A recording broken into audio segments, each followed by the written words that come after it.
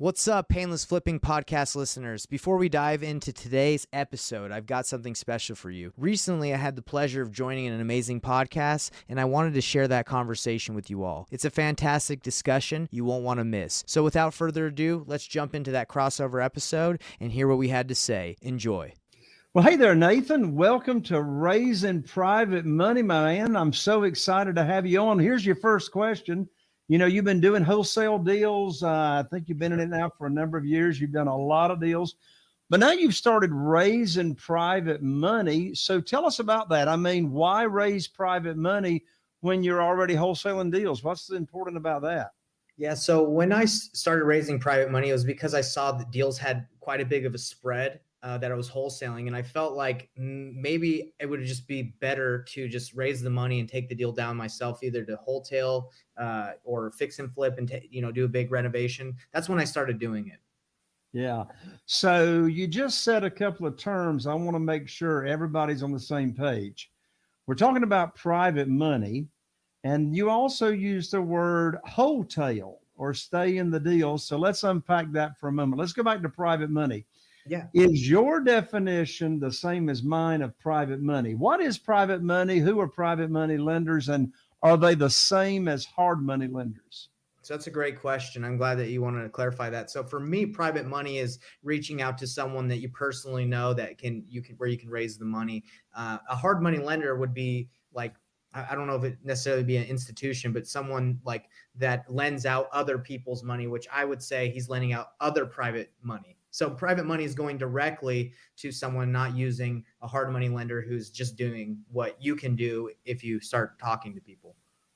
Exactly. Your definition is the same as mine. Hard money lenders are typically, and by the way, I've got great friends that are hard money lenders that actually go out and raise private money from individuals. So, a private lender, is an individual just like you or me that loans out money from their investment capital and or their retirement accounts. That's why it's so important in this world of private money to know about self-directed IRAs and, how people can move their current retirement funds over to a self-directed IRA company and loan those out. So yeah, hard money is typically a broker of money. But when you and I talk about private money, we're talking about doing business with individuals that are loaning their money out. So you also mentioned the word wholesaling. So what is wholesaling? So the exact definition, I'm not exactly sure, but I use it for the term where you take down a property. So you purchase a property, and instead of doing a complete rehab, you maybe do a little lipstick on it, you clean it, and then you resell it. So instead of doing a full renovation, fix and flip, we call it wholesaling in the sense of you just take it down and you relist it, and with minimal work. Right. Yeah. When it comes to wholesaling, that reminds me, there's actually two types of improvement projects to properties. There's what I call rehabbing, which is a full renovation, making it look like a brand new home. So that's a renovation. Perhaps a wholesale deal, you would do what I call a rent ovation, where, as you said, you just clean it up and, and et cetera. So, exactly. So you started out wholesaling deals, right? And that's been the majority of your deals. Yeah, that's been mainly what I've stayed in. I've done some multifamily. I've wholesaled some multifamily. Mainly it's single family, but wholesaling that's what I've stayed in. Yeah. Yeah. So one thing that sets you apart, you talk about wholesaling the painless way. That's right. The painless way. So when you talk about wholesaling deals the painless way, that infers that there's a very painful way to wholesale deals. So how about give us your differentiation? What's an example or what's a definition of wholesaling the painful way? And then how do you wholesale the painless way? Of course. Yeah. So when I first started wholesaling, I didn't really know what a deal was. Right. I just was looking for anything, any determining factor that someone was distressed, and I'd try to lock up the property. So that's how I was taught. And I think that's how most people are taught. They just say, go find a deal. Now, the problem that can be very painful for people is they don't know what they're doing. So they could talk to someone for months and following up and get the house under contract, offer a price that you feel like is fair. And then when you go out to go and wholesale this and find an end buyer, you find out that no one buys on that street or no one buys in that area. And I found this out because I did what's called nationwide wholesaling, where I turned on a pay-per-click campaign, PPC, Google ads, and I was getting leads from all over the country. And we started getting all these leads, all these motivated sellers, and everybody was excited. Like a ton of sellers were wanting to sell quickly. So we're like, wow, this is amazing. We started locking up a ton of contracts in Peoria, Illinois, just random places that we've never been at 50% discounts of what the ARV is or what the after repair value is. And we thought we were going to make millions of dollars. What ended up happening is we found out that by going to the deal directly first and not knowing our markets or the area of the buyers, we were wasting so much money and time and effort trying to sell those deals because we just did not understand the criteria, the market, the buyers in that area. So I think that's painful, right? Just go find the deal first. If you do not know the market or the area of the buyers, you're going to experience a lot of pain. But what I tell people is to do the painless wholesaling is find your buyers first. Instead of going to market first and spending all your money, find your buyers, find out what criteria they want, and then go find them a deal. And I've been doing that for the last specifically, I've been focused on it for the last like 4 or 5, 6 months because the market shift that happened, you could sell anything, right? But because of the way the market has shifted, interest rates have gone up. Now you have to be a little bit more strategic. And I'm reaching out to all the buyers in my market that are currently buying. I say, what do you want? And then I go find them a deal. And sometimes a deal can take me an hour or two to do versus before where you're doing follow-up, doing all this stuff. It can take months. So I feel like that's the painless ways. Start with the buyer first. So if you are listening to this show, I want to make sure you're not missing out on this play on words. You see, when my friend and guest Nathan Payne, Payne, is talking about the painful way, we're talking about Payne full. Then we have the painless way, Payne less, painless way of doing wholesaling. So let's make sure we're on the same page about this, Nathan. You're talking about instead of going and finding the deal and then finding the buyer, okay, in that case, in context, what you're talking about is finding the wholesale deal, and then assigning that contract to a buyer. And the buyer you're talking about is a real estate investor that actually has the cash or the wherewithal to actually close on that deal and stay in the deal. So those are the buyers that you're talking about. So since we're on the same page there, now your painless way of doing business is finding the buyers first. Where are the buyers? Those are real estate investors that are actually going to pay you an assignment fee for the contract and take it down. So here's the question. How do you go about finding the buyers that can take down the deals, the wholesale deals? That's a great question, especially for new people that are beginning. They might be like, well, okay, I'd love to just network with someone, right? But and find them a deal, but where do I find them? So there's many different ways. And I actually give out a mind map on my website on investorthrive.com where it shows you literally like 20, 30 different ways and how to actually implement these ways of finding a buyer. So I'll just name a couple. So if you call a title company that works with an investor-friendly title company, you can ask them, hey, I was flipping a lot of homes, you can say, but I'm looking to wholesale more. Do you have any buyers, any flippers that you know that you can connect me with because I have some deals I'd like to bring them? And that title company can send you a couple names. They want to continue to do business. It depends who you talk to. You might talk to a receptionist, but they can give you some buyers. You can go to an auction. If most investors that go to auctions have capital, and you could go there and say, hey, I'm here to network with, the people that are here. What are you looking to buy? I'd love to bring you something. Network. RIAs, Real Estate Association meetups. You can go there and say, hey, I'm brand new. I'm ready to work. What would you like me to find for you? So those are 3 ways. Another way is private money lenders, hard money lenders. You could go to a hard money lender and say, hey, I have a lot of deals. Who do you have that's actively using you for funding that I can bring deals to so we can all benefit? So there's many different ways to find buyers. It's just pick one and go for it. And I think if someone spent 3 days making some calls, they would have, 5 to 10 solid relationships with people that are, wanting to get deals, wanting to do deals. Well, you know what you just said, Nathan, on how to find buyers, that is real estate investors that can take the deal down, pay an assignment fee. That way that you just said of finding buyers reminds me of one of the best ways to find private money lenders, and that is by networking, Of right? course. I think you'd agree, Nathan. There's a direct correlation between someone's network and their net worth. Great. And, I've practiced raising private money since 2009. I got about 44 private lenders now funding our deals.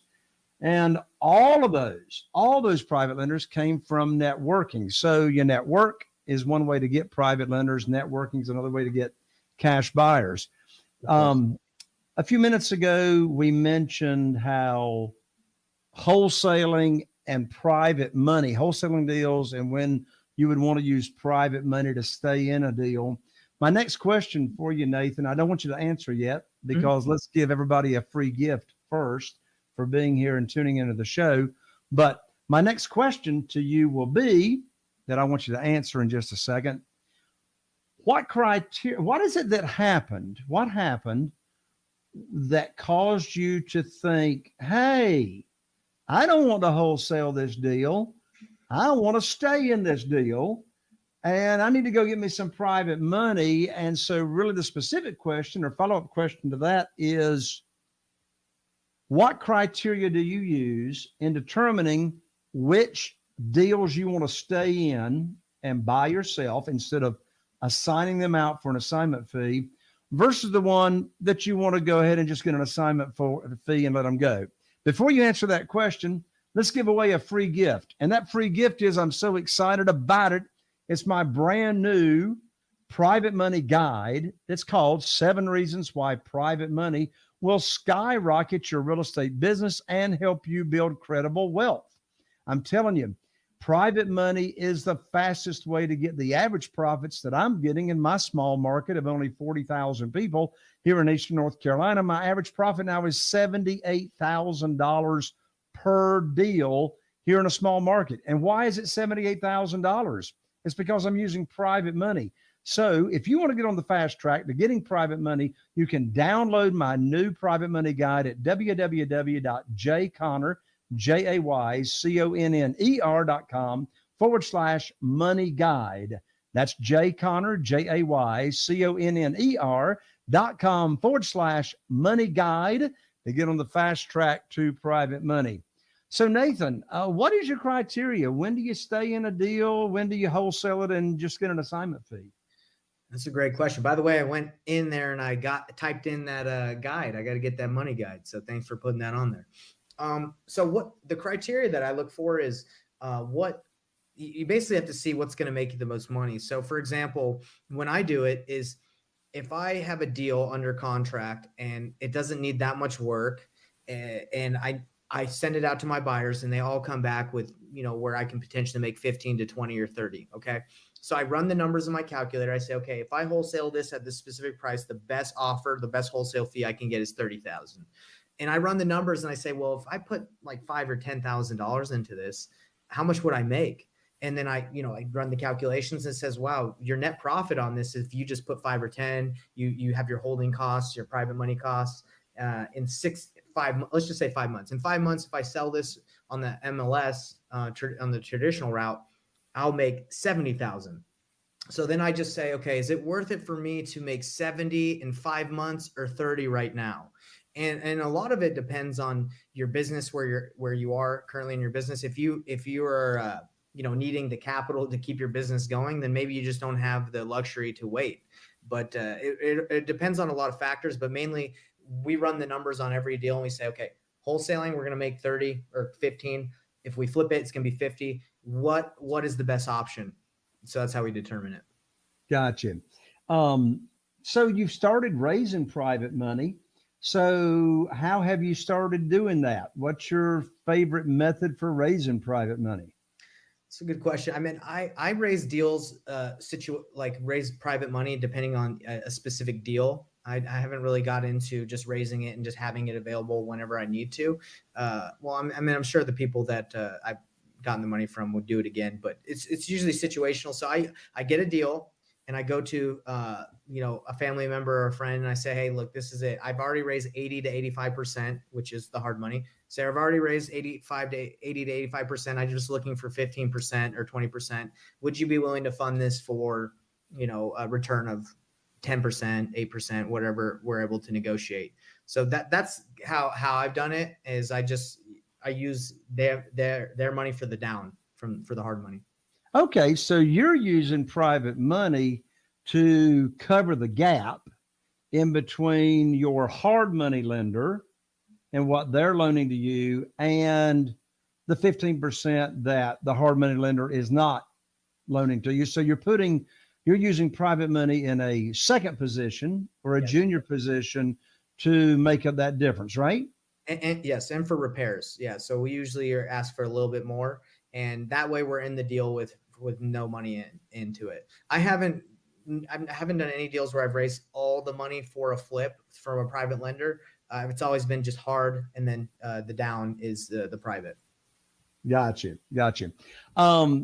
Nathan, we're in a very interesting real estate market, aren't we? Yes.